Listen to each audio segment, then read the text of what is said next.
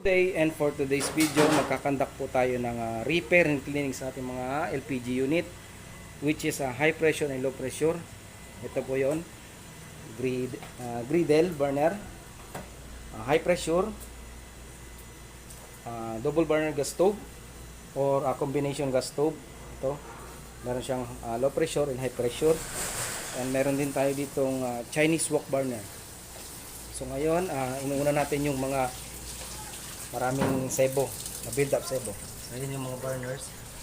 Ayun yung ating partner. Hello. Partner natin yan ngayong araw. So concern dito ni customer, yung ignition or yung igniter hindi masyado nag-function. So i-check natin. Baka marumi na or misalign or loose contact lang dito sa mga wiring niya. So let's go.